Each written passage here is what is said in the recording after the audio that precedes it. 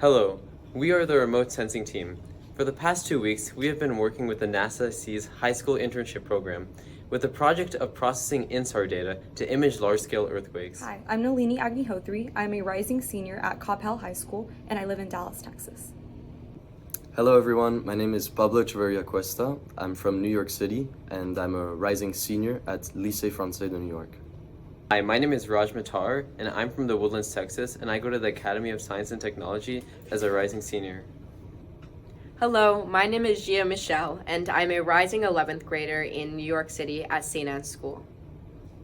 Hi, my name is Oyewole, and I am a rising 12th grader at William P. Clements High School in Sugar Land, Texas. Hi, my name is Amaris Sacalxot. I go to Cypher High School in Houston, Texas as a rising senior. Our mentor for this project is Dr. Chen, who is an assistant professor at the University of Texas at Austin. She currently leads the Radar Interferometry Group in the Center of Space Research. So, what is remote sensing? In a broad sense, remote sensing is the technique of acquiring data from a distance. This can be done by planes, satellites, drones, etc. For our earthquake interferograms, we use satellite remote sensing. Satellites can use a variety of sensors to acquire data, such as cameras, radar, and LiDAR. Using cameras is beneficial to get high-resolution images that can show vegetation and infrastructure, but they cannot pass through clouds. Radar can. Radar scans the Earth through means of microwave rays, and LiDAR uses laser altimetry to scan the Earth's surface. We will use the radar sensors to acquire our data. In the top image, there is a SAR image over the San Francisco Bay Area, which is by means of radar. The bottom image shows the same area, but taken by a camera. Synthetic aperture data, also known as synthetic aperture radar, SAR, is a remote sensing technology that uses radar signals to capture high-resolution images of the Earth's surface. Now, unlike optical sensors, SAR operates in the microwave region, enabling it to function day or night and penetrate through clouds and vegetation. Its all-weather capability and wide area coverage makes it valuable for applications such as environmental monitoring, disaster management, agriculture, and even defense. InSAR stands for Interferometric Synthetic Aperture Radar, a technique used to measure ground surface deformations with high precision.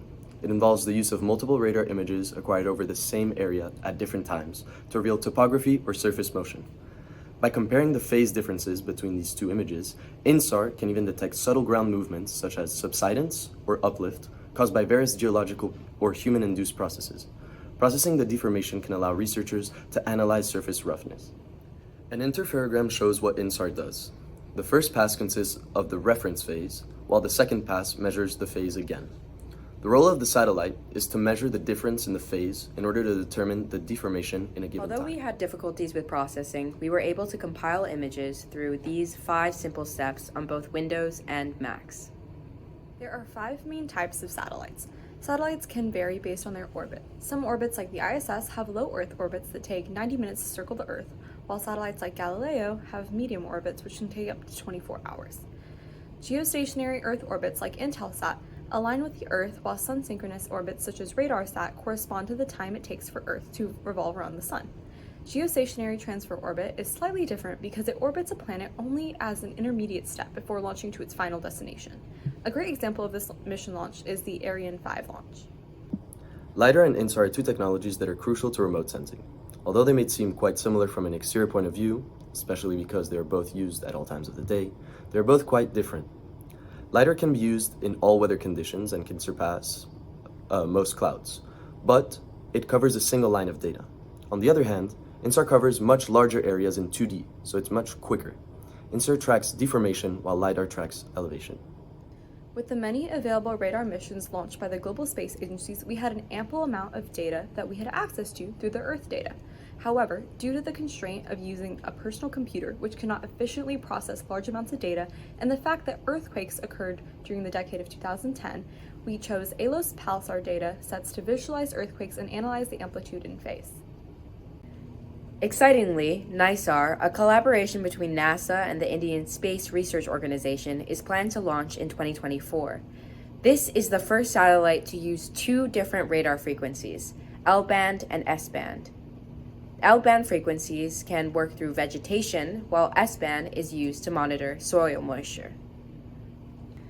Deformation is able to be visualized through processing the ALOS pulsar's phase. A fringe refers to a color-to-color segment, representing 12 centimeters. Once you count all the fringes, you can see how much deformation there was. SAR amplitude is measured by the return energy of a particular pixel, which is essentially like the measurement of strength of the radar response pulse that is backscattered. Amplitude can be impacted in a variety of ways, such as terrain, roughness, and vegetation. Basically, the greater the amplitude, the stronger the signal, which often means if an area shows up darker on a map, that means the area is super flat, and it's lighter as the opposite. The 2010 Chile earthquake was one of the most drastic tremors of the decade. Even though it only lasted 3 minutes, the repercussions and the recovery efforts took over 4 years. The damage incurred more than $30 billion losses and destroyed many homes while taking hundreds of lives.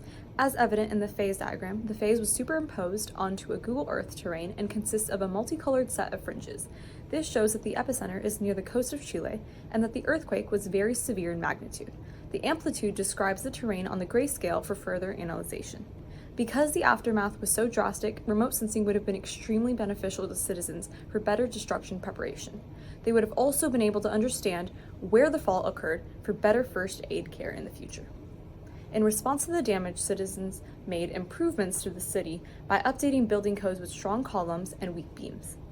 Buildings would now have a better chance of swaying with the tremors rather than collapsing to them. In 2010, Haiti suffered a 7-magnitude earthquake, killing 250,000 people.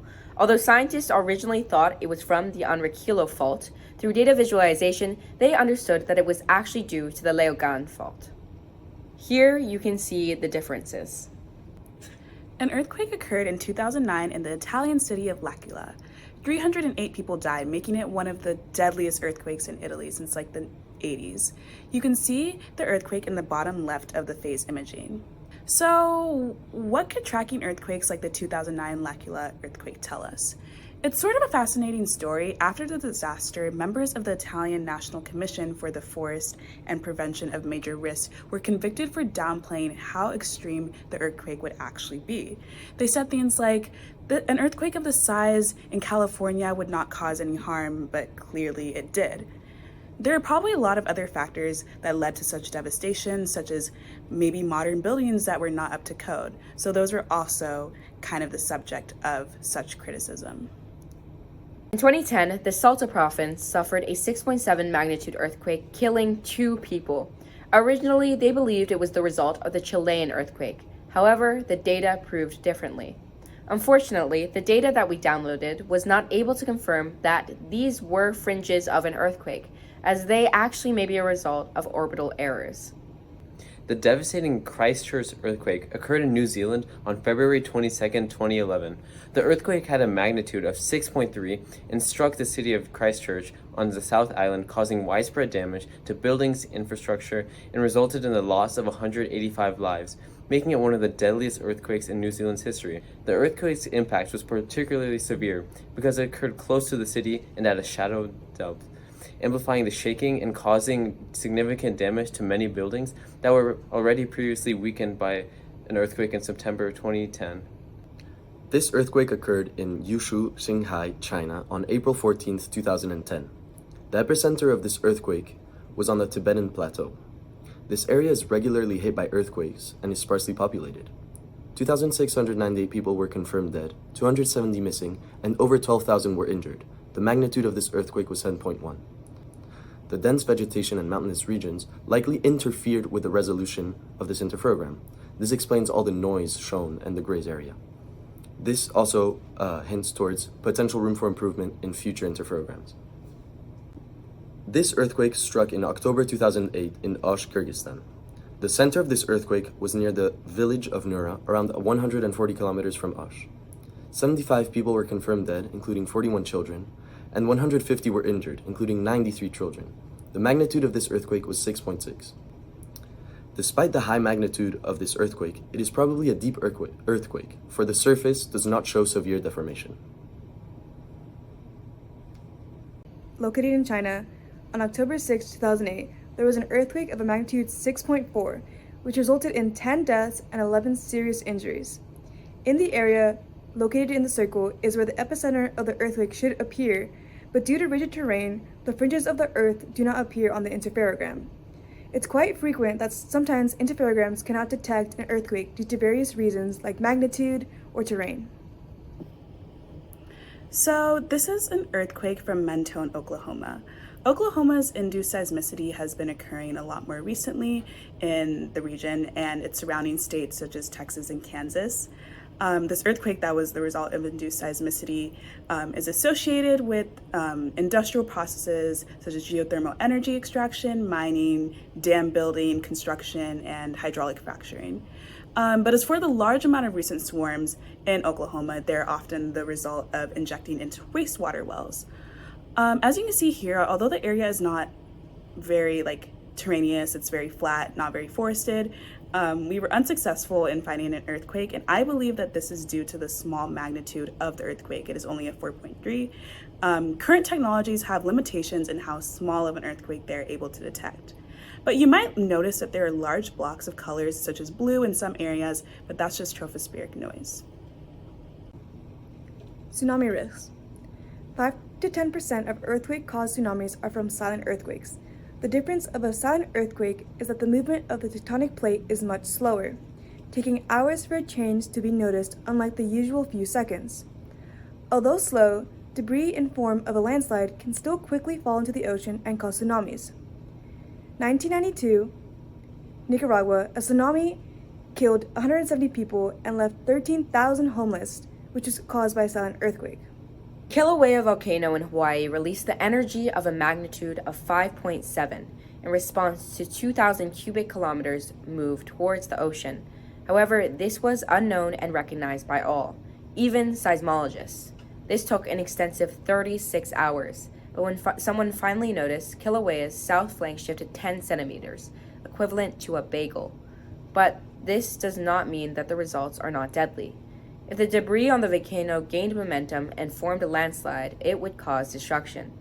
Silent earthquakes can predict flank collapse, which is basically the side of a volcano collapsing. Through GPS measurements and remote sensing, scientists are able to track that silent earthquakes are discrete. When it comes to seismic measurements, they are able to also understand that they happen regularly in a pattern, so they are predictable. So when seismic gaps, such as those that happen in Japan, happen, scientists are able to understand that this could actually be due to the fact that there are silent earthquakes occurring, not that there is an active degree of destruction that will happen in the future. Remote sensing allows for people to understand and predict things that are often misunderstood. There are already a lot of important usages for interferograms. One example of some future usage that we plan to implement is a classification system utilizing machine learning in order to recognize patterns. As you could see from the various interferograms we created throughout this internship, some were easy to detect and some were not. Our classification system could be used to predict whether or not a future earthquake could be detected using an L-band interferogram, which is what ALOS, the satellite we got our data from, uses. Without the radar images, we might still be wondering what happened, said geophysicist Eric Fielding. Through using InSAR, we were able to accurately and precisely analyze some of the most devastating earthquakes over the past few decades. Remote sensing is a powerful tool that allows us to look at our changing world and gives us the tools to potentially help save lives. So we all had an amazing time at our C's internship. So some of the best features that we all experienced was research experience, of course. We all got the opportunity to research. We got to meet with like-minded students, and we got to work and learn from amazing mentors while learning about new fields and careers. But we did have our challenges. Some challenges were time management, which were often independent, but they're also just, we have a lot of activities and work that we have to get done in the span of 2 weeks. And then the second challenge would be getting out of our comfort zones. We're going to be meeting new people, learning about a lot of new things. So oftentimes we had to get out of our comfort zone a little bit. And the last challenge we faced was using new software or using new technologies or techniques to process data. Oftentimes it came with its challenges. I am someone who loves chemistry and plans to pursue chemical engineering in college. Through C's, I've actually grown a new interest to continue to graduate school to study material science and hopefully help with the design of spacesuits for astronauts. I also feel more confident going into college after multiple guest speakers who are extremely successful gave wonderful advice to be resilient and to never give up even when your plans don't go according to ways. Okay. Attending the NASA STEM Enhancement in Earth Science internship taught me that there are so many fields of technology, science, and math that are codependent, and the opportunities I have for my interests are endless at this point. Prior to attending this internship, I felt very rigid about what I could and could not do with certain majors, but I learned that there's so many different fields and subjects that are necessary to complete a project, knowing earth science, physics, and chemistry. Working with a team as well for the duration of this internship taught me a lot about compromise and respect, and I was really glad to meet everyone.